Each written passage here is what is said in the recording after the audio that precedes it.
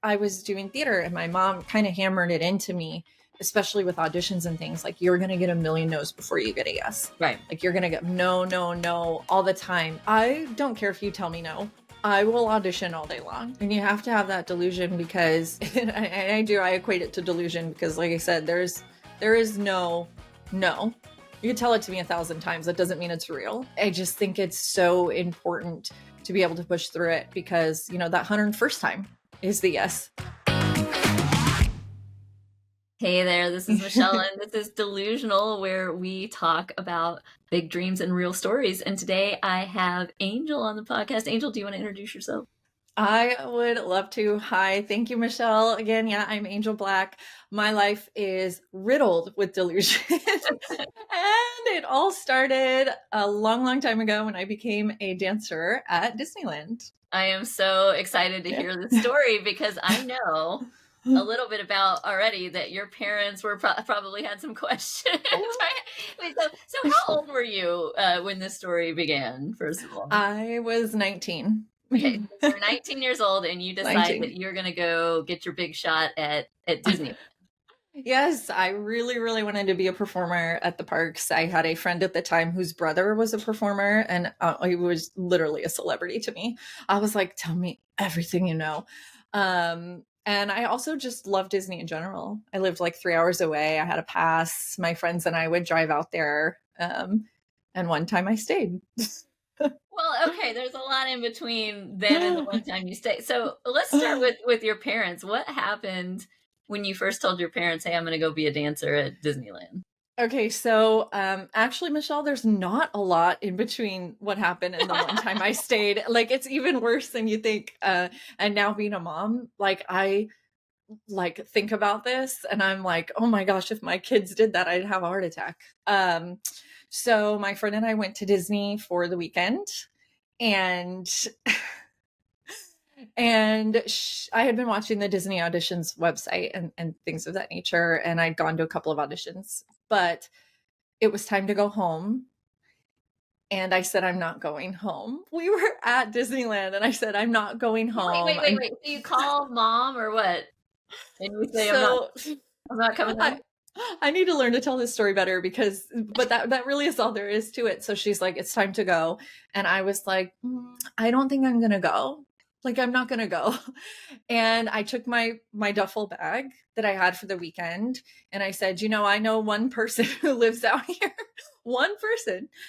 And I put my duffel bag in the lockers that they provide after waving goodbye to my friend in the drop-off parking lot. And then I called my mom and said, hey, Misty just left. I think I'm going to stay. And what did your mom say? She said, what? What are you talking about? What? Let's not do that. Just come home and we'll figure it out. And I said, well, she's already gone. And my mom said, call her. And I was like, it's okay. I don't know. I was probably stupid in addition to delusional, because I then called the one person that I was friends with out in the area about 100 times and she never answered. So I'm like sitting in the tiki room at 6 p.m. going, I wonder where I'm going to sleep tonight. So where did you sleep that night?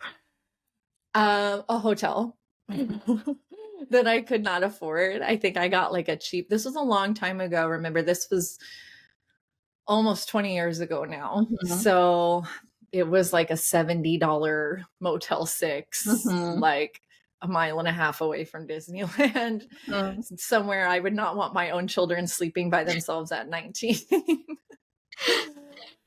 And then what happened the next day? So okay, so you go to the hotel, you spend your $70 that you don't have, you wake up with your duffel bag, and then what?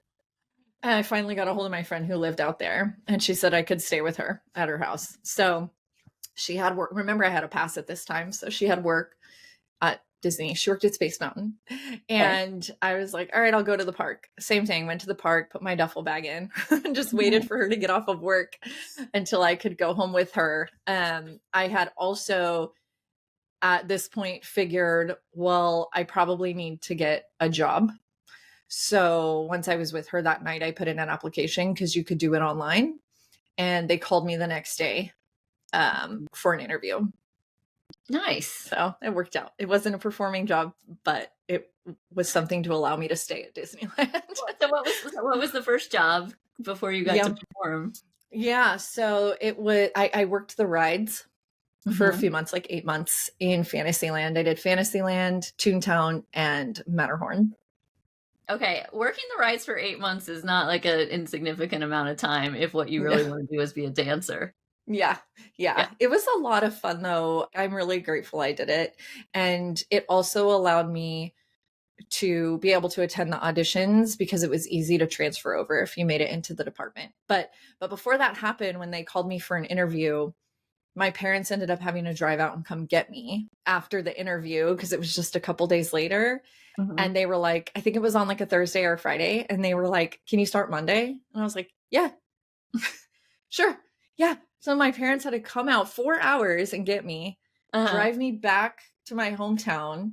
I went Uh-huh. and hung out with my friends for the weekend, partied, whatever, because that's what you do at 19. Right. That's what I did at 19. Mhm. And then they dropped me off with nowhere to live, no apartment, and no car on Monday because I refused to not start on Monday. Yeah. They said, "Okay, well, good." Well, I mean, so they were supportive in that way at least. They were so let me tell you something about my parents. They are always been super supportive of me. It's probably where a lot of my delusion came from. Mm. They allowed me to have it. But they're very live and let live, like let her learn, let her make her own mistakes. Sometimes I think I wish I would have had like a little more, but I wouldn't have listened anyway, so it doesn't matter. But very much like let her do it. And when I got older, obviously my mom's like, I cried so much for days. And I'm sorry. But they supported it. Yeah, well, and you were an adult, right? At the end of the day, you Yeah. get to legally do what you want to do at 19. I have a 19-year-old and I tell him all the time, hey, you're a grown up. I'm here for guidance, right? But I acknowledge that I cannot legally stop you from doing anything Yeah. you want to do, right? Yeah. Okay, so you're paying your dues, you're doing your auditions, Mhm. and it takes 8 months. And then what happened? Like, what was the big break where you got to be a performer? Well, I actually went to, I can't even tell you about these auditions. So when I was there, they were 2 days long, like 10 hours at least over like each day. Mm-hmm. And at the end of they would make cuts all day. And at the end of the first day, if you weren't cut, you came back the next day and they Right. made like 1 to 2 more cuts. And at this time, as I was auditioning, I would get to the second day almost every time. Uh-huh. And I would always get cut. Oh, It was the absolute worst. I'm like, what am I doing wrong? yeah. So eventually I went again with a friend and I felt bad because he got cut in the middle of the day, but we drove together. So we had to wait for me. um, but eventually I made it all the way through. And my first role was actually a character in the parks. So Are yeah. you allowed to say who you were? Yes, I can say I was super tight with Pluto. Pluto. It was awesome. It was awesome, and I loved it, and I miss it sometimes to this day.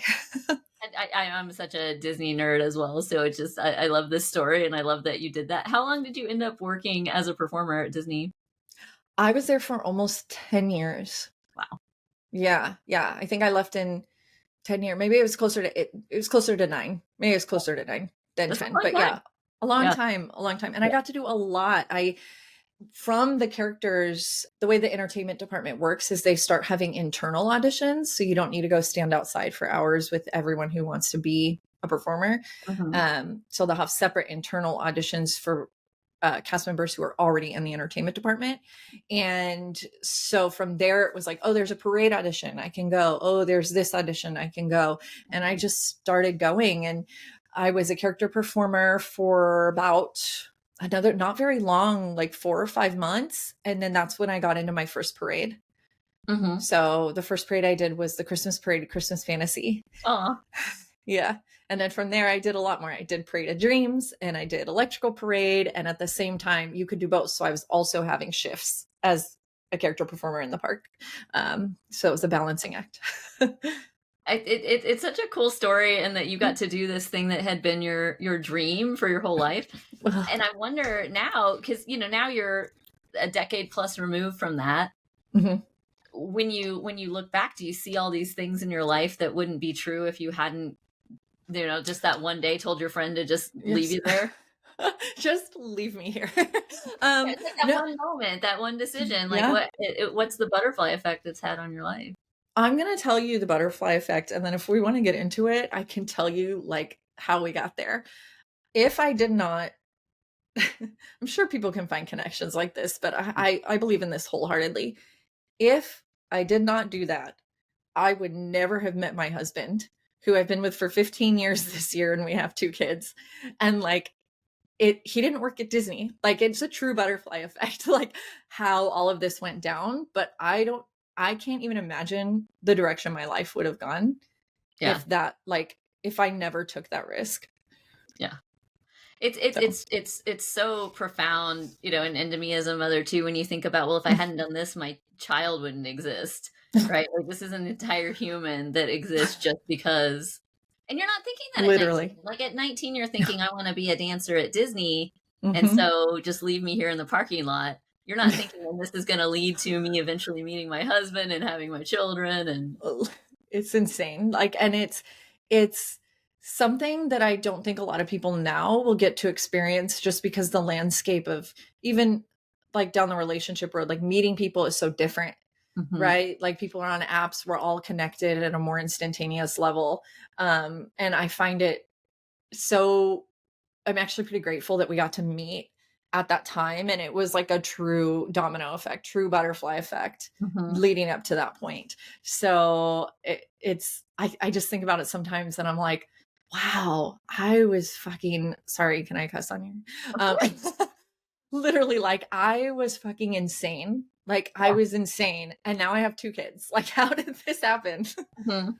Mhm. And it's So like, in the parallel universe, Angel, who didn't get out of the car and stayed with her friend and went back to her parents' house and did whatever, probably would have also, gotten married and had kids, but maybe to somebody completely different. It would have yes. just been a completely Yeah. Yeah. I might different. still be in Cowtown, California, which is where I grew up, which is fine. It just wasn't for me. And, I think of all the domino effects thereafter. My husband is one of the big reasons I even started a business. Like, Mhm. it's just insane, how the pieces fall, if you will. Right. Right. Obviously, we talk a lot about entrepreneurs and entrepreneurship on this show. One of the big elements there is having to just trust in your vision and trust in your have faith Yeah. basically in what you see that everybody else can't see. Because that's the only way that you can start to make it happen is, hey, I had a lot of people tell me not to call this podcast delusional, by the way, and we'll see if they're right because we're just starting. They might be right. So that's not a good name for a podcast. And then other people were like, it's genius, it's brilliant, I get it, and cool. I love everybody's input. I solicited that input, and I had to go with my gut at the end of the day and go, I think it's genius. I'm going to go with the people who think it's genius. I also think it's genius. We're going to do it this way. That's the Yeah. entrepreneurial way to do it, right? That is Yeah. what you were tapping into when you said, I'm getting out of the car. Yeah.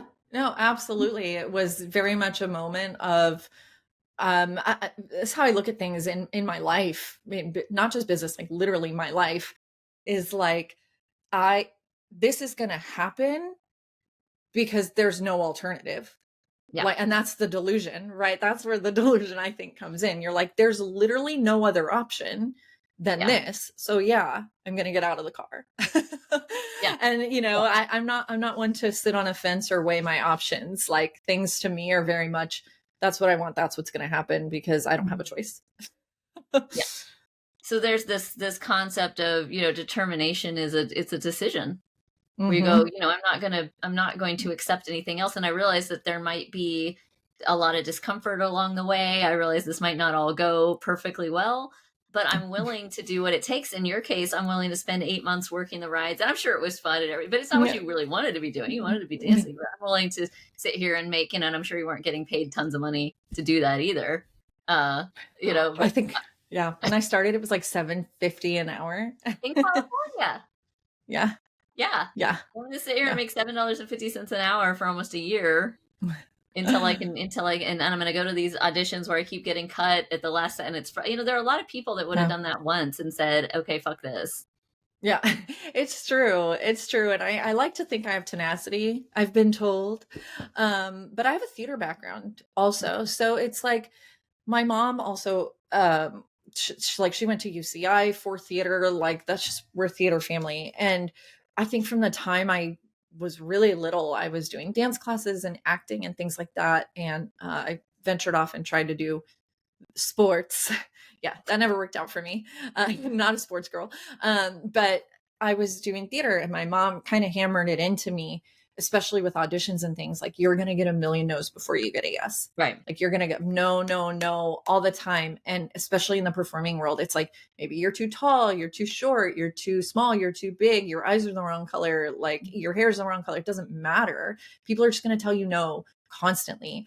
And for me and through life and performing and of course entrepreneurship, like that was such a valuable lesson to learn at such a young age because it made me go, okay, well, it's, I'm going to get told no, it's fine. It's not a big deal. Just go again, and so I kind of wish more people had the opportunity to, or desire to do something like theater to learn that at a young age, because it's been such a game changer moving through this life.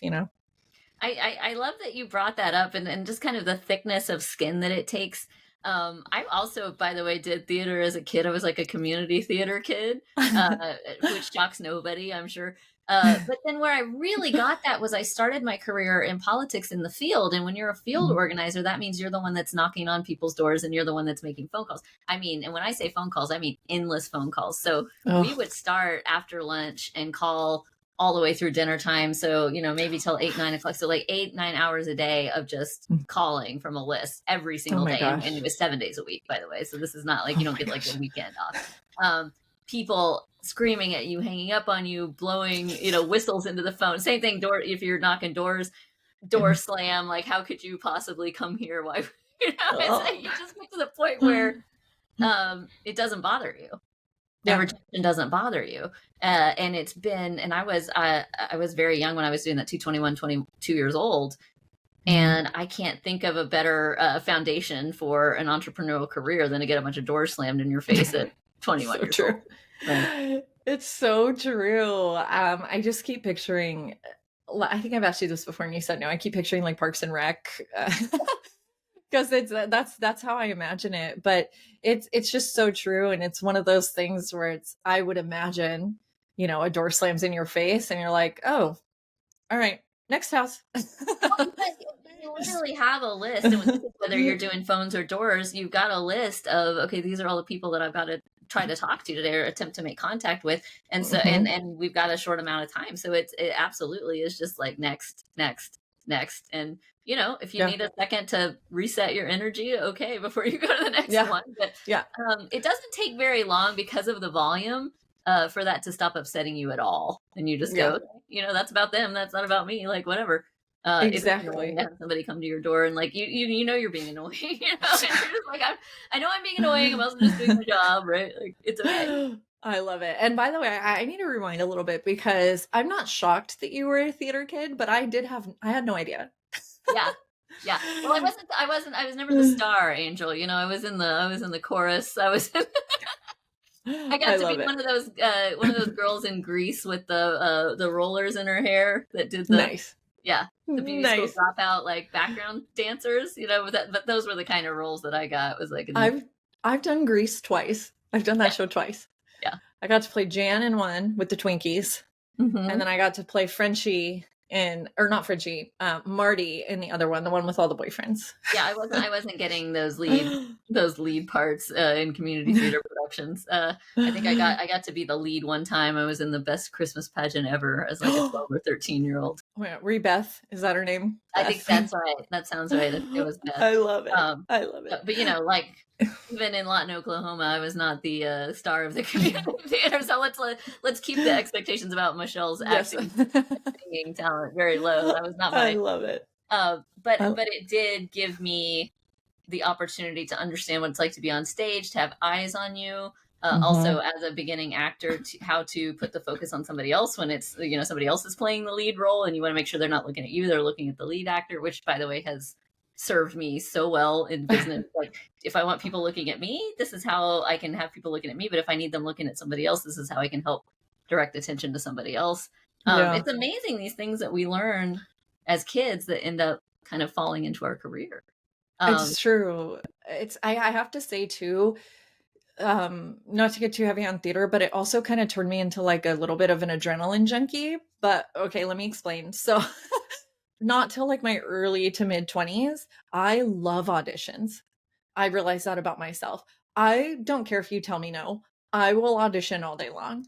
Like I love the butterflies, the anxiousness. Like I love auditioning, but nothing can match, almost nothing can match the dopamine hit when they like call you and they're like, oh, we want to cast you for this role. So it's like I'll do 100 auditions to get that one call. And it really has, it's almost like if you like go on a scary ride, right? Or you're in like a minor car accident and your adrenaline rushes and you're like, I'm alive. Like I'm alive. I made it. And it's like, it's that same kind of feeling for me when I get that dopamine hit. But the way it's transitioned into my business too is now I get that dopamine hit with sales. So I'm like, tell me no, it's fine. I'll go to someone else until I get a yes. And then I ride that high for a few hours.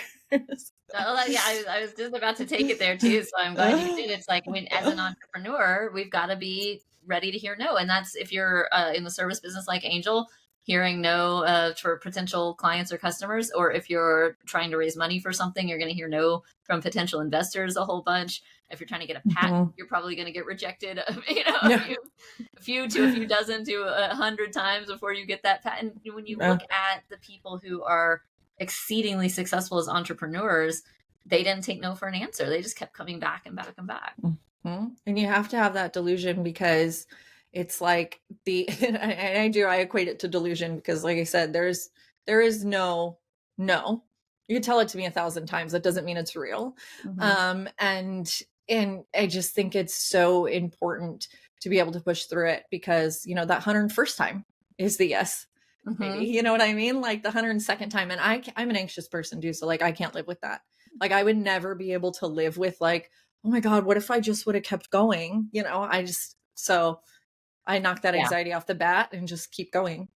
I love that you frame it that way. And I've heard it said, like, don't quit before the miracle happens. Right. So many people, or that the only way to fail is to quit.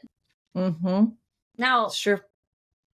I think I don't want to be one of those, like, nobody should ever quit anything. I've definitely dealt with my own mindset stuff around my parents never raised a quitter. Sometimes it's time to quit. It's okay to quit. Sometimes as an entrepreneur, you need to know when to quit this business and do this other business or whatever, right? Like you need to know when to cut your losses and move on. That's part of the skill set too. And this tenacity is such a huge part of it. It's just like anything else. We have to keep it in harmony. We got to keep it in balance, right? So when I quit, I'm quitting with intention, or I'm quitting at a very logical, rational time to quit and do something else. I'm not quitting because I'm scared. I'm not quitting because it's uncomfortable, because it hurts today. That's part of the process, right? And if you quit because you're having a negative emotion that's uncomfortable for you, and that's what causes you to quit, you're going to just go find that negative emotion somewhere else, right? If I'm too anxious to be an entrepreneur, I'm going to be dealing with anxiety problems in every other area of my life. Now, I don't have the same stimulus of entrepreneurship, so I've removed that from my life. But that did not solve my anxiety issue. Yeah. Right? One of the things I love most about entrepreneurship is it's such a amazing container for personal growth, because it forces you to work through your shit in order to even be able to do it. Yes, it does. Yes, it does. Oh, and it's amazing. And I actually like that you brought that up, Michelle, because that's kind of what I was thinking too, is even quitting, like I prefer the term shifting. It's well, and it truly is into a new transitioning. Exactly. I'm coming out of my cocoon, but I think shift is so much better, because when I look back, like my original delusion story, right? I mean, my delusion probably started long before then. I would imagine. My toxic trait is my delusion, thinking when I walk into a room, everyone's looking at me. Like that, my delusion has been with me for a very long time. But when I think back to my original story with the Disney story, I didn't quit attempting to become a performer. I Mhm. shifted into applying for a job to work in Fantasyland, Mhm. right?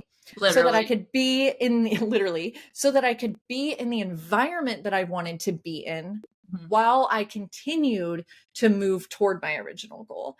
And so it's not like I quit, I shifted, did that, and continued on a different path to get to the same outcome.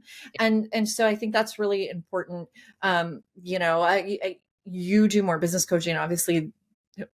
I don't business coach at all. So of course you do more than I do, but it's like for me and my business too, same thing like with my offer. If I'm not working well with certain clients or things are weighing heavy on me or what have you, I shift the way that I serve my clients, or I shift my offer, or I shift to a new path, you know. So that's kind of how I like to look at it too. And I think it's really, I know people have a really hard time quitting what they start. And if you can look at it in that space, you can still maintain your your drive, your tenacity, and your delusion without feeling like a failure, because you haven't failed. You're just moving in a way to better serve who you currently are. That's Well, yeah, and I mean, obviously, in business, we talk about pivoting a lot. You know, the Mhm. pivots are required. The circumstances are changing all around us all the time, especially All right this. now, like constantly. Like none of us know if anyone tells you they know what the business landscape is going to look like in 5 years from now, they're a fucking liar because it is just off the wall. And right, like the people who succeed are going to be the people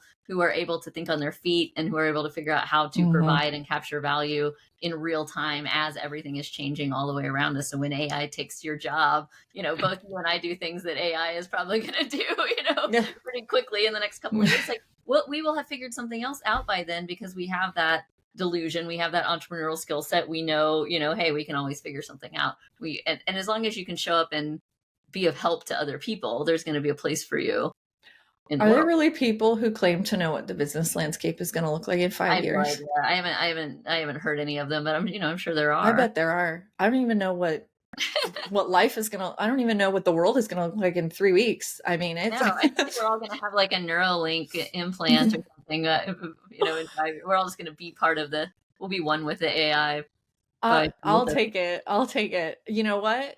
That scares me less than dementia or something. So give me the I'll take it. Did you see? I mean, totally off topic, but there was this Black Mirror episode. Do you watch Black Mirror? I have not watched the new season, but I love Black Mirror. I don't want to like spoil it for you, but I'll say the woman needs to get to stay alive like a technological implant in her brain, and then the episode is all about like what happens when a company can control part of your brain function. And Oh, it's a little bit scary, but I think it's probably what you know. I feel like Black Mirror is just like a year or two ahead. It's oh like it's yeah. in the near Oh future. yeah. Corporate brain function.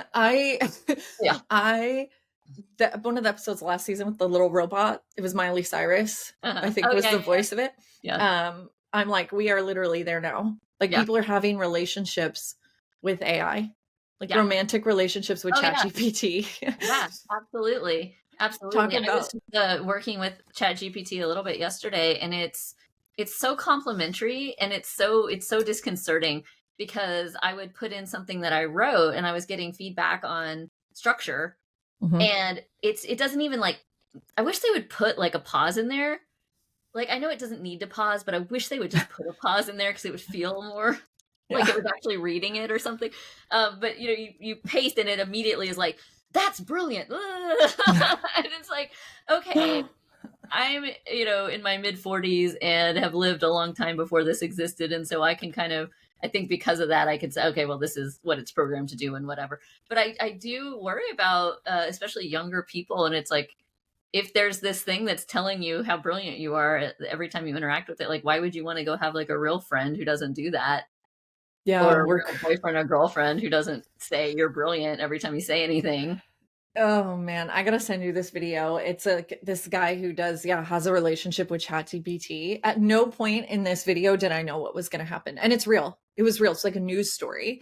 In no point did I know what was gonna happen next. I mean, they pan then to his like wife, and then you find out they have a kid. And then he's sitting there chat GPT, and then it pans out and his wife and kid are in the living room. And it's just like, it's creating negative delusion. This is the negative side of delusion. Yeah. Yeah. Oh. One of the reasons that I wanted to do this now, like in this landscape with AI coming out and everything else, is to say, hey, it might even feel delusional right now to think about being an entrepreneur at all. Right now, it's a little bit like, oh, what is there even going to be left for us to do in a few years, right? But that is the question that I really want to start to open up. And it's like, well, what can we create in concert with these tools? Like, what can we do that we haven't even ever imagined before? And like, I know there are people out there that have these crazy big visions that may have literally been impossible 10 years ago that are now going to be possible because of these tools. And that's what excites me. Like, that's what I want to find and what I want to hear about and what I want to learn about, because it's all about, human possibility. Oh man, it's so true. And I mean, for anyone who doubts that, like, all you have to do is look back in history. Like, there's always been something for us to be like, oh, we're irrelevant now. Oh, we're irrelevant now. You know what I mean? Like, there's always been some new engineering or mechanic or technology that scares us as a whole, burn the witch, like all. And somehow we've continued to persevere, and technology has only gotten better. And over the last, oh my God, like what, 20, 30 years, technology has made such a huge leap that now we're just, a lot of people are scared, I think, and in another phase of like, oh, what are we going to do now? Well, we're going to figure it out like we have for the last 500 years.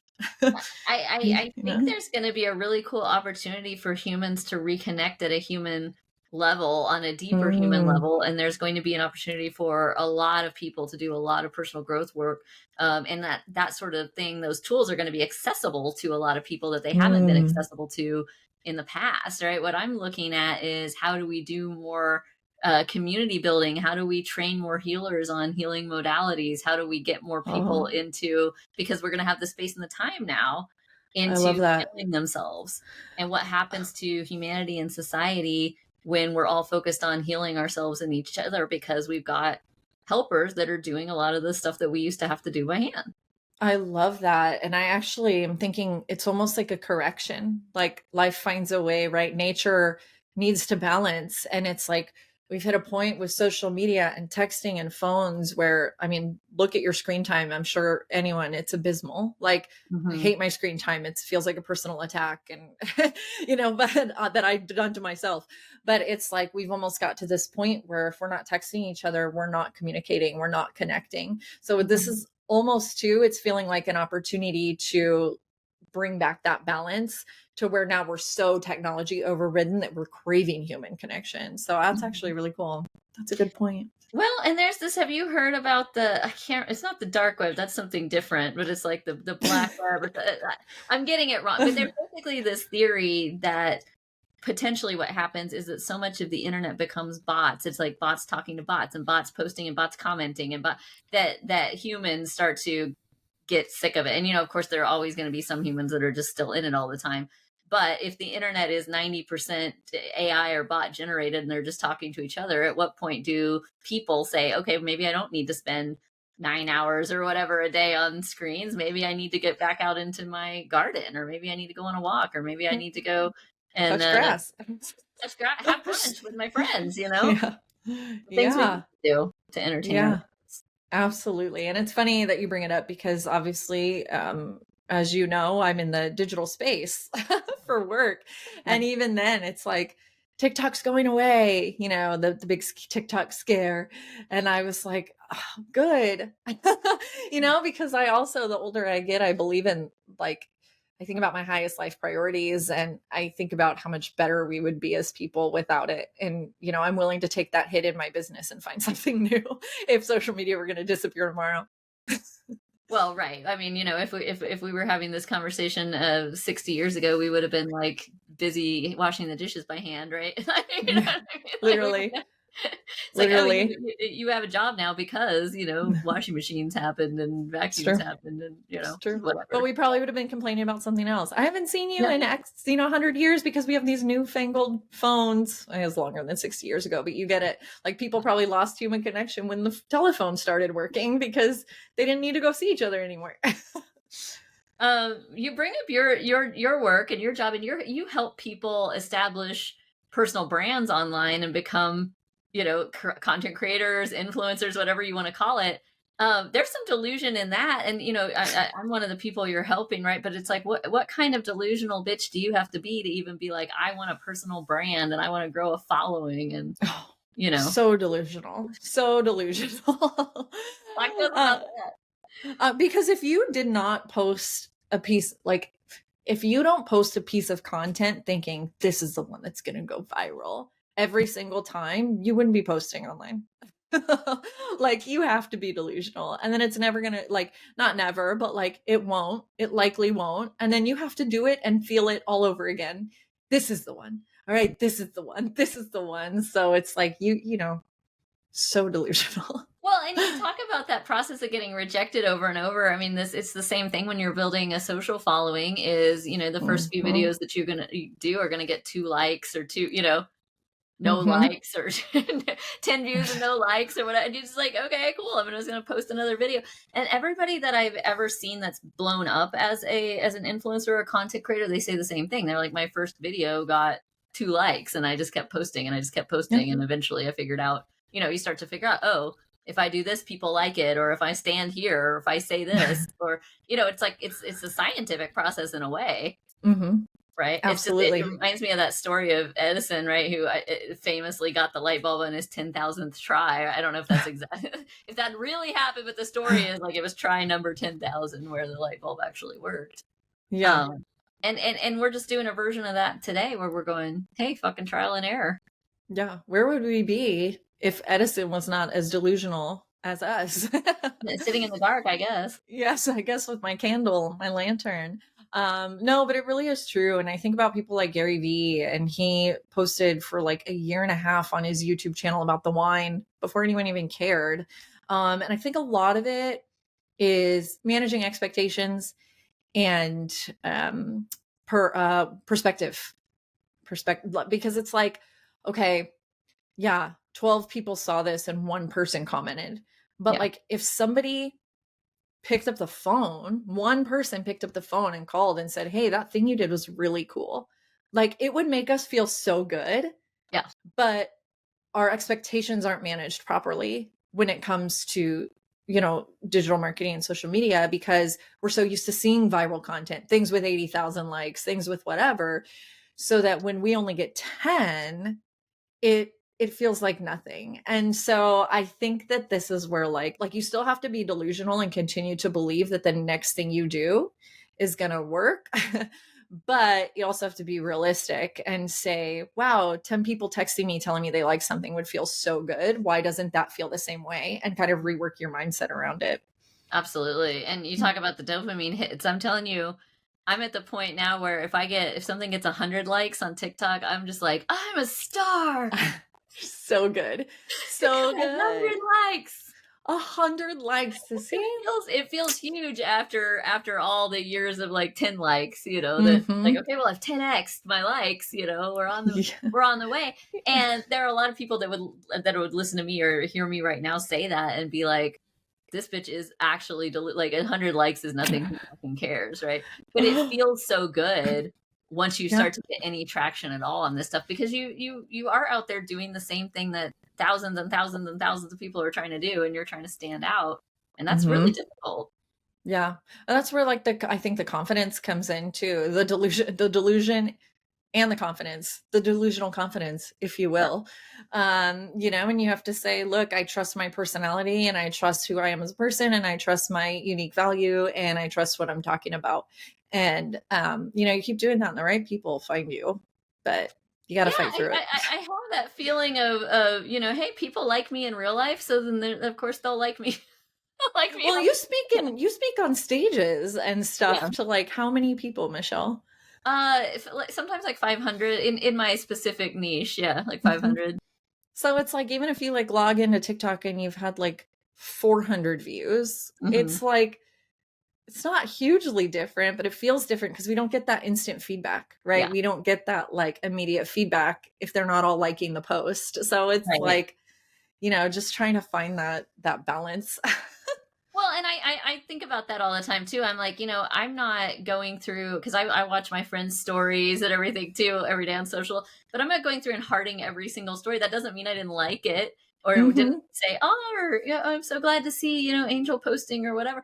So I try to make more of an effort to actually like heart everybody's stuff, but it doesn't mean that I didn't have a positive interaction with it just because I didn't hit a button. And so I try to Hmm. remember that when you look at your views to likes ratio. Yeah.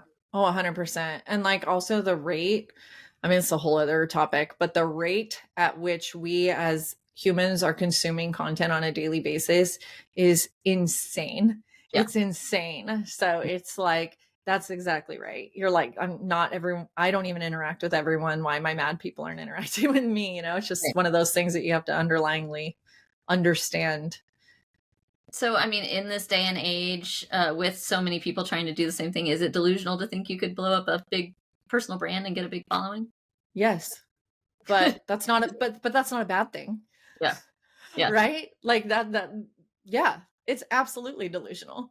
Yeah. Absolutely.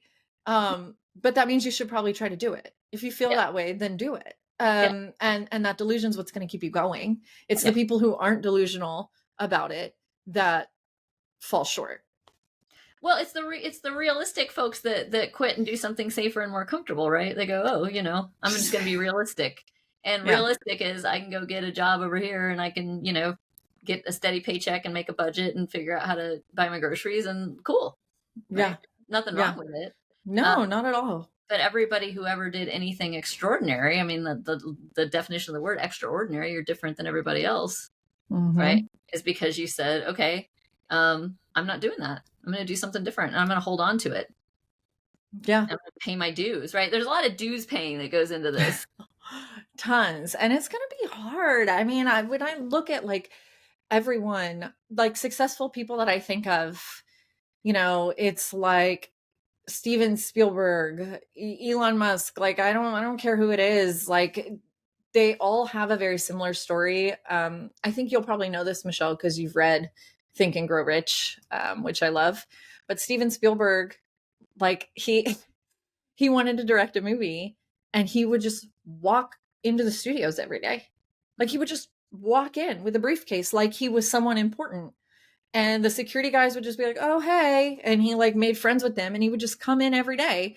And then eventually, like he landed himself a job and then got to direct movies. And now he's Steven Spielberg. I mean, it's, I think about like Elon Musk in like his PayPal days, I think. And he was like sleeping under his desk at night for like 3 or 4 hours a night, waking up and working on his code and his product. And it's like everyone who's achieved anything, they all have a very similar story to that. And it's all delusional. It's not, no one was ever like, well, I did this, I don't want to come off mean, but it's, whatever, it's what I think. No one who's achieved anything great, at least that I know of, has ever been like, well, I'm just going to do this because it's really safe and I'll try to do this a little bit. And then they've had it like blow up. Right. I just have never seen that. And so I think that the delusion is such an important part of it, and your ability to say, hey, this is going to suck. And then, convince yourself that you're looking forward to that part of it. Yeah. Thank you, sir. May I have another? As you're talking about those stories, it's Sarah Blakely always comes to mind, founder of Spanx, and one of if not the first self-made billionaire woman, I think, in the U.S. Wow. And she would, I don't know if you know this story, but Nordstrom like wouldn't sell her Spanx at first, and so she would put a card table out in front of Nordstrom as if she were part of Nordstrom and sell them until the police would come and like kick her out. Like security would come and get her. Oh my God. She also paid That gave me people to go and goosebumps. buy Spanx. Like once she had Spanx in some local stores, she would pay people to go in and buy them and like generate demand so that there would be like, she did all kinds of crazy stuff. Wow. But she had, and she started Spanx with $5,000. which, even 20 years ago was still not a lot of money to start a company. Especially a product-based company. A product-based company, and people were just like, no, no, no, no, no, until finally she hit the jackpot, and it became a juggernaut, and it almost like invented a whole category of products. Oh yeah. Right. Spanx is almost like Kleenex in terms of like the brand name has almost taken over for the product, and it's insane. And then you see Sarah Blakely, and she's still a pretty young woman. Like, she's only a couple of years older than I am, I think. Wow. Like, I don't even think gotta she's look her up. 50 years old now. That gave me goosebumps. Like, I'm not like literal, because that is just, she's delusional. And she has, it's funny that you bring up the brand names too. I think of like Velcro and Post-it and like all of these things that we associate. And Spanx absolutely is one of those. Yeah. Amazing. Wow. Amazing. So we're coming up on time, but I want to ask right before we go, for folks that are watching or listening to this that have a dream, that maybe they've got people in their ear, their parents, their spouse, whoever, saying, maybe you should do something safer. What would you say to those folks? Okay. I do have a response for this. Can I lead it with a personal experience? Of course. I had someone ask me once, "Hey, how's your small business doing?" It's fine. It is a small business, but it was very condescending, right? It was the tone. And I didn't say this at the time, and I wish I did, because I can be a little petty. When in reality, my response should have been, "It's going well, thank you." And I'm over 6 figures at this point. It's going well, thank you. How's unemployment? Like, because this person was unemployed, and it's like, so I want. Yeah, sorry. It's fun, but you know what? It's the reason I say this to not be like me. Don't be petty. I just can be on occasion, and that's something I have been working on. It makes good content. Sorry. But that being said, the fact of the matter is, you need to assume that that's what everyone is thinking. They're all assuming, especially your parents, right? They want what's best for you. They're nervous for you. They're scared for you. Your friends, they're scared. They care about you, right? It can feel a little backwards, but they care about you. So you need to kind of assume what everyone is already thinking, but then you need to determine your highest life priorities. And, for me, that's my family. That's my time freedom, which is another lesson I had to learn the hard way. And that's my business. And at the end of the day, if I need to ask someone for time off, like, I'm not happy. And so if you're in this situation and you're working to get where you want to be, and you have a healthy dose of delusion within you, which I'm assuming you do, or you wouldn't be here, determine your highest life priorities and their importance to you, because then what everyone else is telling you is not going to matter. I would rather struggle, tank, need to find new clients, hit rock bottom, and continue to grow my business to serve those priorities than I would to go ask someone to give me money in like a 9-to-5 situation. So what everyone else thinks doesn't matter, because I need to serve myself. And it's a really hard concept to do, but that's what I would say. Determine your priorities, live by them, and then what everyone else says, you can just kind of say, I understand, thank you, but no, I'm going to keep doing this. Absolutely. Your life is for you, and you're the only one that has to live it. So I love that. Angel, where can folks find you on social if they want to follow along with you from here? Oh, yeah, for sure. So I am on Instagram at Social with Angel, and stick around, because I think it's really important, especially in the digital marketing space, that who you work with can prove that they can do what they're saying they can do. I've been at this a long time. I've had my business 11 years, and I think 80% of my sales calls, people say, I hired someone to do this before and nothing happened. I hear that all the time. So right now I'm at Social with Angel. Follow along, because I've created a new account to start from zero and share the journey as we grow together. So hopefully you can learn something there too. That is so exciting. And follow me at Michelle Descale on Instagram, on TikTok, on LinkedIn. I'm not starting at zero, but close enough that you will be able to watch my journey unfold as well. So follow us there. And of course, if you haven't already, please like, subscribe, and review this show. That really helps us to get traction, so that other people can can know about us, learn about us, and hear all the amazing delusional stories that we're going to share. Thank you so much for your support already. And Angel, thank you so much for being with us today. It was really cool having you on the show. Thank you for having me. This was a lot of fun, and my delusion is telling me we're going to get at least 1,000 downloads. Absolutely. Here we go. We're manifesting it. Thank you so much. And everybody, thank you for watching and listening. We'll see you next time.